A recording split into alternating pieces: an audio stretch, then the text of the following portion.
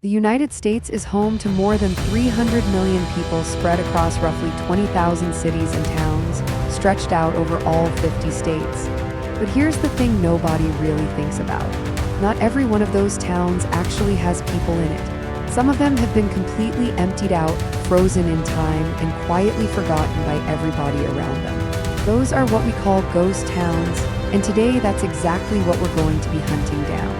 We're going to wander through some of the strangest abandoned places I've ever come across. From a little town in Pennsylvania that has literally been burning underground for over half a century, all the way to a cluster of crumbling concrete houses buried deep in a forest that almost nobody visits anymore. So we've got a packed day ahead of us. Grab a snack, get comfortable, and let's get into it. Our first stop is a place called Concrete City, built way back in 1911 in central Pennsylvania, right near a town called Wilkes-Barre. The whole idea was simple. They poured 20 homes made entirely out of solid concrete. Sounds futuristic, right?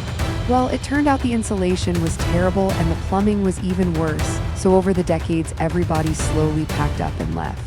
At one point, the government actually tried to demolish these houses using 100 sticks of dynamite, and somehow they failed.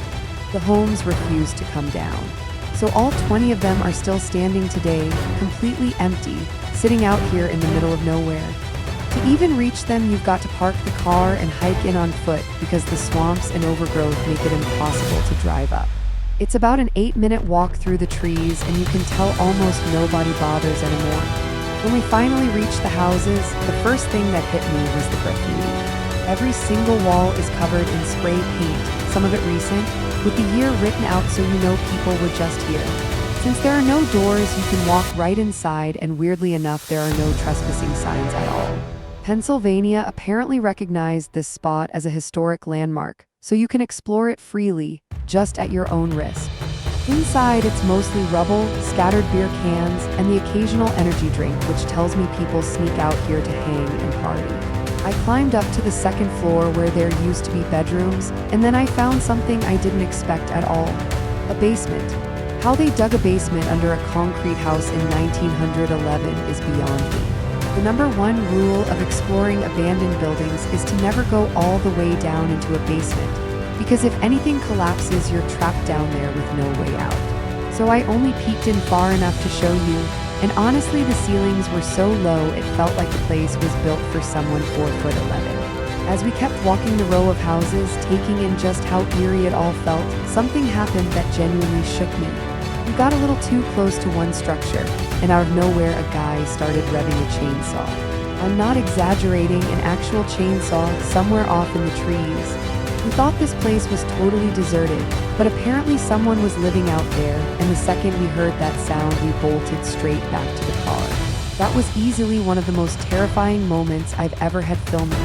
From there, we drove a couple miles down to Centralia, which might be the most famous ghost town in the entire country.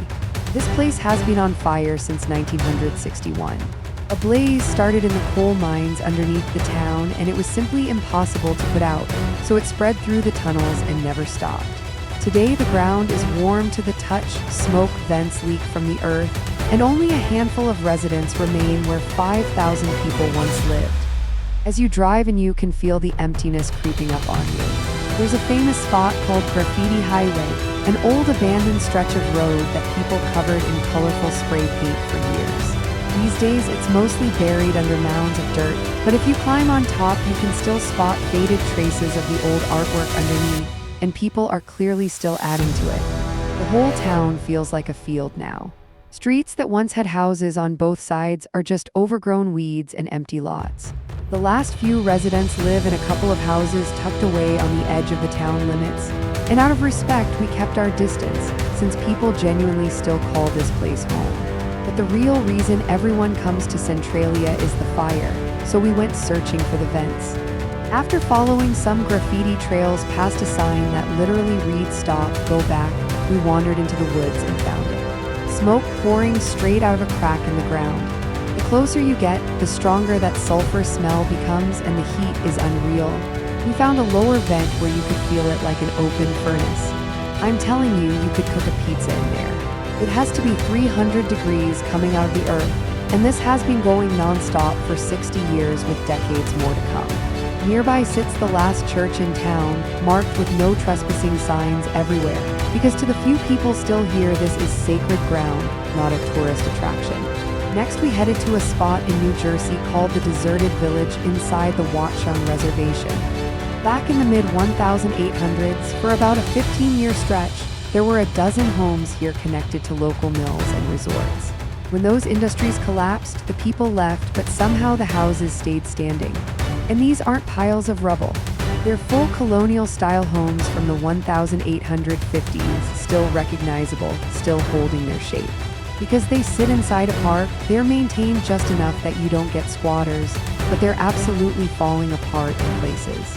One porch had completely collapsed, another roof had caved in, and I nearly stepped right through a rotted floorboard into a hole. One house had a massive hornet's nest hanging off the side that could have been growing there for 20 years for all I know. Walking through that village is genuinely surreal. Some of these homes are 170 years old, and a few are still in shockingly good shape. There was one with an old American flagpole out front, a rocking chair on the porch, and benches lined up like some colonial waiting room. I actually sat on a porch that had been standing for 2 centuries, and it held my weight without so much as a creak. There was even an old well covering with a little latch, and when I lifted it, I half expected to find something horrifying down there. Thankfully, it was just darkness. These houses are government property, so you can't go inside, but peeking through the windows at furniture untouched for generations is something I won't forget. Our last stop was a place called Burnsville, which is about as empty as a town can get. Google Maps literally labels it a ghost town, which I thought was hilarious. There's barely anything left, just some abandoned furniture from the 70s, an old tire, and one graffiti-covered structure that I'm pretty sure used to be a house. Inside, there were bullet holes in the walls, which made me wonder if people use it as a makeshift shooting range or something worse. After that, we drove a couple minutes down to Ashland, the town where former Centralia residents were located once their home caught fire. It's a real living town now with restaurants and houses packed tightly together, and the highest rated spot in the entire place is a Subway. Naturally, I had to try it, and honestly, it might have been the nicest Subway I've ever been to. And that's a wrap on our ghost town adventure. We went from burning ground to crumbling colonial homes to towns that exist on a map but have no one left in them. If you ever feel the urge to explore places like these yourself, please take it seriously and be careful, because as you saw today, these spots can turn unpredictable fast. But that's it for me. Thank you so much for coming along, and I'll catch you in the